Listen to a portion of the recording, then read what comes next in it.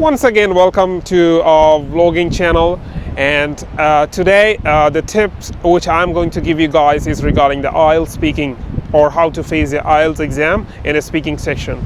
I know that many candidates really find it difficult, especially when they appear for the IELTS speaking exam. What makes them so frightening?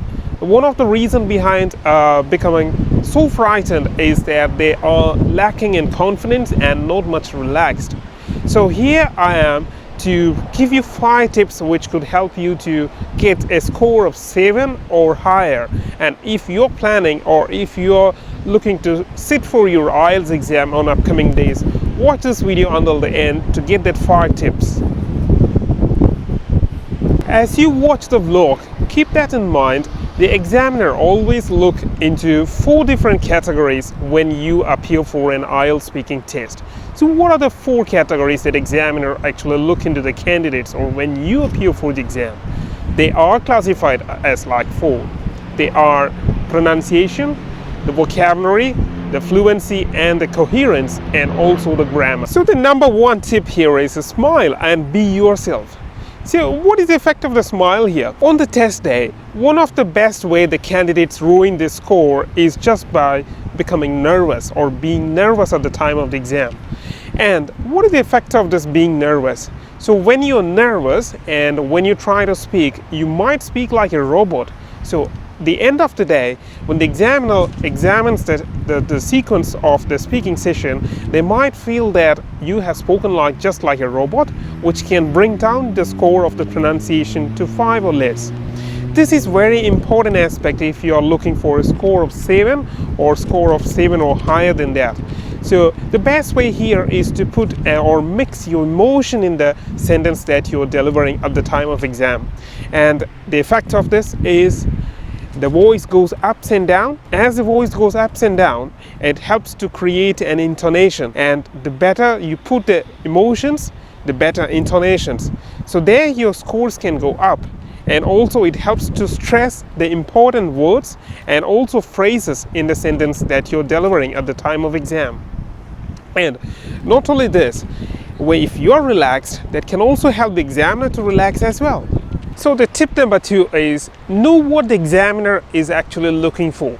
I mean, you should know those 3 secrets, what the examiner is actually looking from a candidate. So how can you accomplish this? The best way to do this is prior to attending the exam, or when you do the practice speaking sessions, be aware of what are the scales that they use to assess your speaking. That can be best looked into the IELTS examination assessment scoring.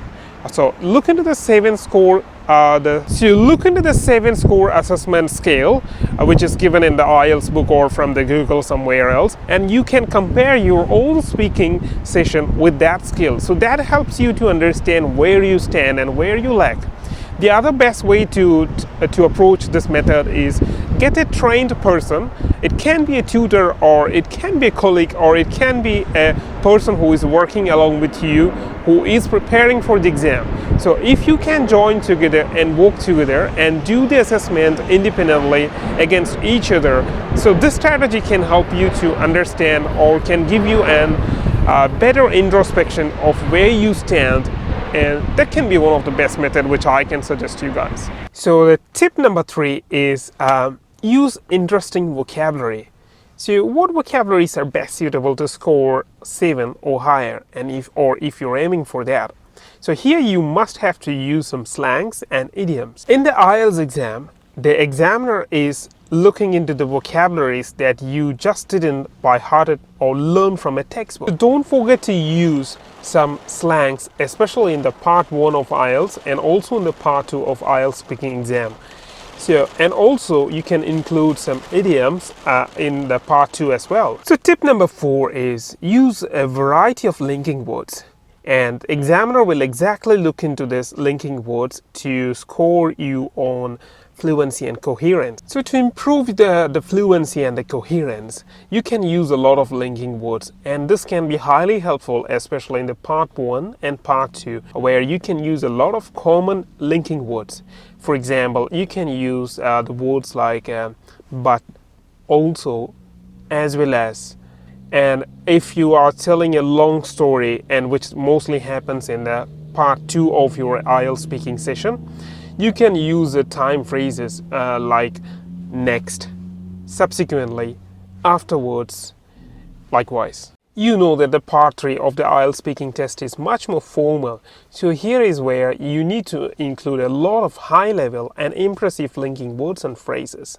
You can use the words and phrases such as subsequently, again, and also as a result of that, and furthermore, moreover. So including all these types of phrases can also not only improve your fluency and also the coherence, but also can augment your scores in the vocabulary aspect as well. So tip number 5, and the final tip which I can give you guys, is to practice speaking English. So to practice speaking English, you need the best companion. So the companion can be sometimes your friend, or it can be a colleague, or it can be a general social situation. If you get an opportunity to speak in English, utilize that opportunity. If you get a friend, especially a friend who does not speak your own language, that will be the best choice that you can take to improve your language skills or to practice the English, be it in a social situation, or be it in a public place, or anything else. You can discuss anything else which is under the sky to that particular person, so that keeps your fluency and coherence, and also sometimes your brain works out a lot, and that can push a lot of vocabularies which you bring into practice. So if you get any opportunity to speak in English, utilize that.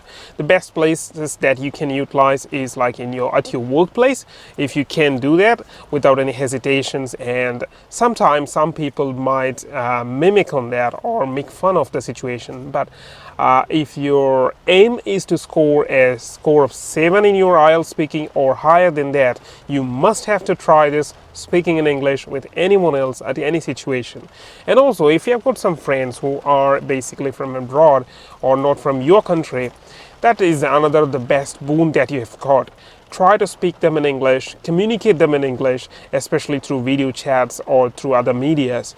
That can help to rewire our brain and also to improve our language skills.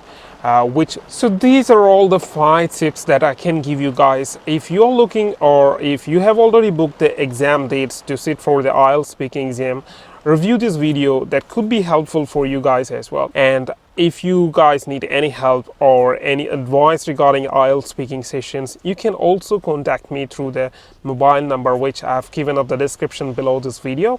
And also don't forget to press the like button and also the bell button, which gives you the notification whenever we put the new videos or new vlogs on the YouTube channel. And also don't forget to subscribe our channel to receive further information. Hope you guys having a good day, and all the best for your exams.